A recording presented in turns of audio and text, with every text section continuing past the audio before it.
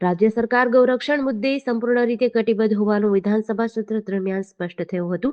મંત્રી કૌશિક વેકરિયાએ ગૌવંશ અને ગૌમાંસ સંબંધિત ગુનાઓ સામે સરકાર દ્વારા હાથ ધરાયેલી કડક કાર્યવાહીનો અહેવાલ રજૂ કર્યો હતો. રાજ્યભરમાં ગૌહત્યા અટકાવવા અને સંડોવાયેલા તત્વો સામે કડક સજા સુનિશ્ચિત કરવા માટે ખાસ જાહેર વકીલની નિમણૂક કરી હોવાનું તેમણે જણાવ્યું હતું. અમરેલી જિલ્લામાં નોંધાયેલા 12 ગુનાઓમાં 21 આરોપીઓને સજા ફટકારી છે.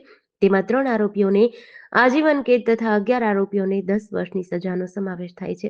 ગુનેગારો પાસેથી અંદાજે ₹42 લાખનો દંડ વસૂલાયો છે. રાજ્યવ્યાપી કાર્યવાહીમાં કુલ 1810 આરોપીઓની ધરપકડ કરાઈ છે.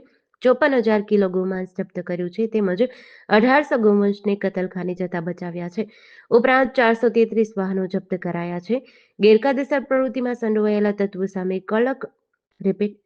ગેરકાયદેસર પ્રવૃત્તિમાં સંડોવાયેલા તત્વો સામે કડક વલણ દાખવતા અંદાજે ₹6 કરોડની કિંમત ધરાવતી 39 મિલકતો પર તોડફોડની કાર્યવાહી હાથ ધરી છે.